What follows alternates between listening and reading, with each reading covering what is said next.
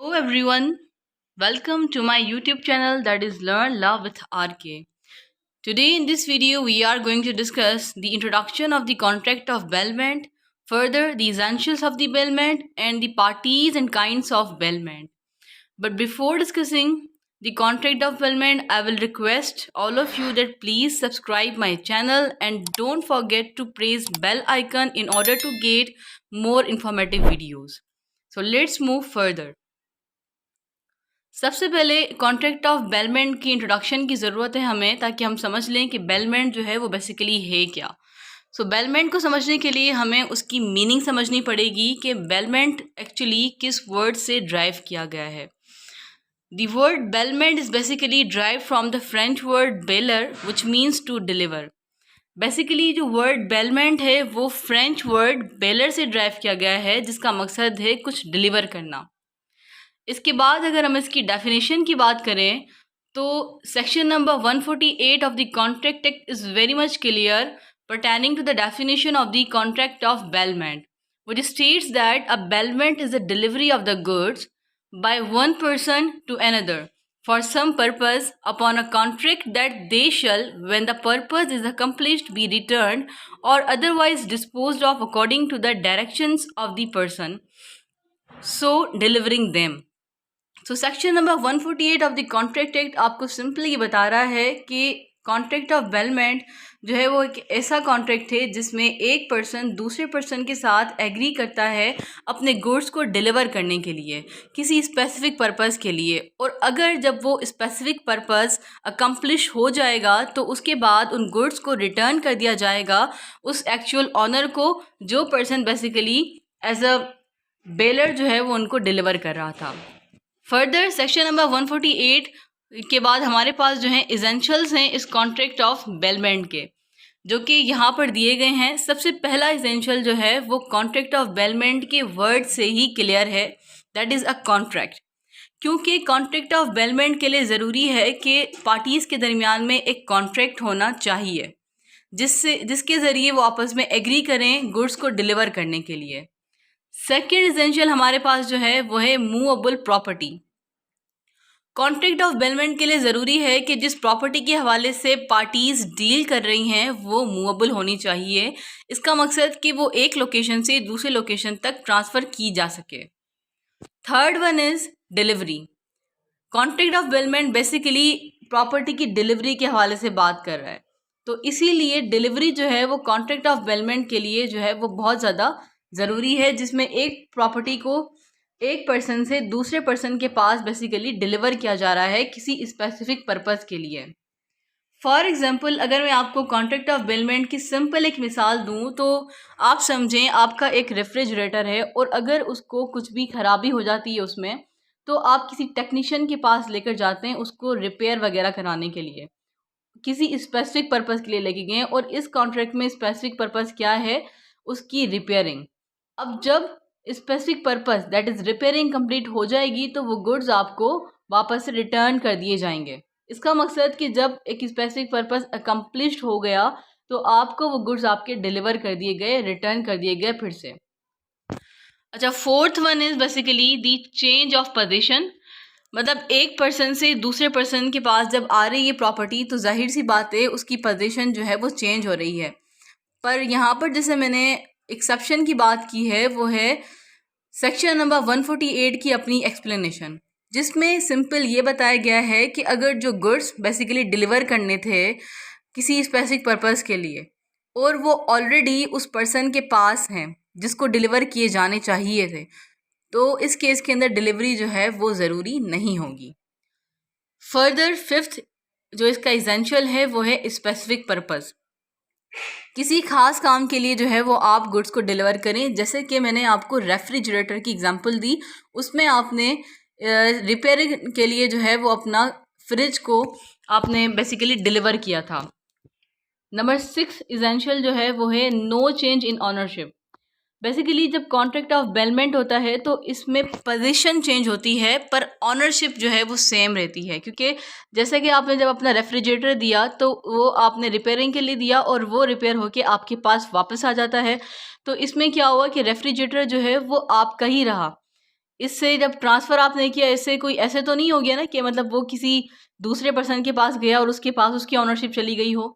ऐसा कुछ भी नहीं हुआ इसके अंदर, और ऑनरशिप जो है वो आपके पास ही रहती है, ऑनर के साथ ही रहती है, जो पर्सन बेसिकली डिलीवर कर रहा है बेलमेंट में। 7th इसका एसेंशियल है पार्टीज़। ज़ाहिर सी बात है, जब कॉन्ट्रैक्ट है तो वो पार्टीज़ के दरमियान में है, और वो पार्टीज़ जो हैं वो आपकी बेलर और बेली हैं, जैसे कि सेक्शन नंबर 148 में बताया गया है। उसको हम नेक्स्ट स्लाइड में डिस्कस करेंगे। 8th essential is returnable. वही सेम एग्जांपल की अगर मैं बात करूं कि रेफ्रिजरेटर आपने दिया और रेफ्रिजरेटर को जब रिपेयर कर दिया तो वो आपको रिटर्न हो जाते हैं जब स्पेसिफिक पर्पस बेसिकली आपका अकम्प्लिश हो गया। तो मतलब आप ये समझें कि बेलमेंट के अंदर जो डिलीवरी की जा रही है और जो किसी पर्सन के पास उसकी पोजीशन इस प्रॉपर्टी की, तो वो टेम्पररी पर्पस के लिए, और उसके बाद उन गुड्स को आपके पास एनी हाउ रिटर्न होना ही होना है। ठीक है, या फिर देख लें कि मतलब उसके जो डायरेक्शन के मुताबिक आपने क्या करना है, उसे या तो कम्प्लीटली डिस्पोज ऑफ कर दें उन गुड्स को, या फिर जो है जब अकम्प्लिश हो जाए उसका पर्पस तो फिर वो आपको डिलीवर कर दे। ये सब भी हो सकता है। बेसिकली बेली का काम है अपनी सर्विसेज को रेंडर करना। Further moving towards the next slide, तो हमारे पास है parties of the contract of bailment. So, according to section number 148 of the Contract Act, there are following two parties of the Contract of Bailment. Contract of bailment की अगर हम बात करें तो उसमें दो हमारे पास पार्टीज होती हैं। पहली जो है वो बेलर है and second one is bailee. Bailor जो है वो पर्सन होता है, the person who delivers a good is called bailor in a contract of bailment. जो पर्सन बेसिकली प्रॉपर्टी को डिलीवर कर रहा है किसी स्पेसिफिक पर्पस के लिए, उस पर्सन को हम कहते हैं baler. And second one is bailey. The person to whom goods are delivered is called bailey in contract of bailment. और जिस पर्सन को अपनी सर्विसेज रेंडर करने के लिए या किसी खास काम के लिए जिस पर्सन को गुड्स डिलीवर किए गए हैं उसे हम बेली कहेंगे। ये दोनों पार्टीज जो हैं वो बेसिकली इसेंशियल हैं कॉन्ट्रैक्ट ऑफ बेलमेंट के लिए। After that we have kinds of bailment. Bailment के काइंड्स कौन कौन से होते हैं, तो बेसिकली बेलमेंट के काइंड्स जो है वो on the basis of benefits बताए गए हैं। मतलब कि किस पार्टी को जो है वो बेलमेंट से बेनिफिट पहुंच रहा है उसकी बुनियाद के ऊपर बेलमेंट के काइंड्स बताए गए हैं। पहला जो काइंड है वो है bailment for benefit of the baler. इसको हम लोग बेसिकली ग्रेशियस बेलमेंट भी कहते हैं। अगर कोई ऐसी बेलमेंट है जो कि सिर्फ बेलर के बेनिफिट के लिए है। ग्रेटिशियस बेलमेंट का मकसद ये होता है कि जो फ्री बेलमेंट होती है। फॉर एग्ज़ाम्पल अगर आप जो है वो किसी रेस्टोरेंट के अंदर जाते हैं और वहाँ पर जो उसका ऑनर है, रेस्टोरेंट के अंदर जो अटेंडेड कोर्ट रूम होते हैं, मकसद जो भी हाजिर शुदा कोर्ट रूम वहाँ पर हैं, तो वो अपने जो भी बेसिकली वहाँ पर लोग आ रहे हैं उनको जो है फ्री ऑफ कॉस्ट दे रहे हैं, वहाँ पर अपनी सर्विसेज जो है वो फ्री ऑफ कॉस्ट दे रहे हैं, उसके लिए कोई कंपनसेशन जो है वो क्लेम नहीं कर रहे। तो this bailment is basically for exclusively और sole benefit of the bailor. तो इसीलिए हम इसको ग्रेटिशियस बेलमेंट भी कहते हैं, जिसे हम फ्री बेलमेंट का नाम भी देते हैं। Second one is bailment for the benefit of the belly और कंस्ट्रक्टिव बेलमेंट। बेलमेंट ऐसी बेलमेंट जिसके अंदर सिर्फ और सिर्फ बेली का ही बेनिफिट हो, या इसे हम कंस्ट्रक्टिव बेलमेंट कहते हैं।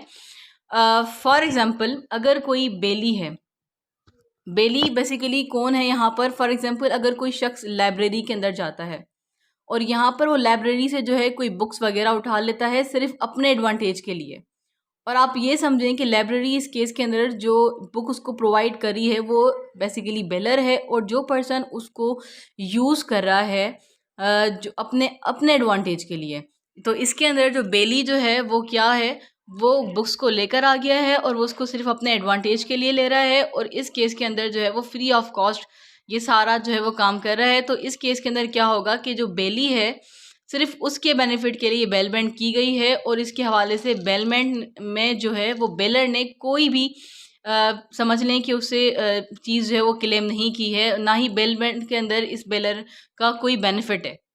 तो जब आप लाइब्रेरी से कोई बुक ले रहे हैं सिर्फ अपने एडवांटेज के लिए, और इसमें कोई बेलर का अपना कोई फ़ायदा नहीं है, आप सिर्फ अपने फ़ायदे के लिए उसको पढ़ रहे हैं और फिर आपको क्या करना है, उसको रिटर्न कर देना है। पर इस केस के अंदर आपकी भी रिस्पॉन्सिबिलिटी है कि आपको बुक्स को जो है वो कुछ भी नहीं करना और उसको बिल्कुल जैसे थे वैसे ही रिटर्न करने हैं, मतलब ड्यू केयर के साथ काम करना है। Third one is bailment for mutual benefits. AC bailment जो कि बेलर और बेली दोनों की बेनिफिट्स के लिए है। और ये समझ लें कि most common type of bailment है। फॉर एग्जांपल जैसे कि मैंने आपको रेफ्रिजरेटर का एग्जांपल दिया, तो इसमें क्या होता है कि आप रिपेयर के लिए दे रहे हैं, तो आपका क्या बेनिफिट है बेलर का कि वो आपको आपका फ्रिज रिपेयर होके मिलेगा। और बेली का क्या बेनिफिट है कि आप उसको उसकी सर्विसेज के लिए चार्जेस दे रहे हैं, कंपनसेट कर रहे हैं। तो ये जो बेलमेंट है वो दोनों की बेनिफिट के लिए बनाई गई है और it is the most common type of the bailment. So आज का जो हमारा लेक्चर है बेलमेंट के हवाले से वो यहाँ पर एंड होता है। एंड आई होप कि आप सबको जो है वो वीडियो पसंद आई होगी। प्लीज़ इसको लाइक करें, सब्सक्राइब करें और अपने जो भी कॉन्टेक्ट्स हैं उनके साथ शेयर करें for getting more informative video. Thank you for watching.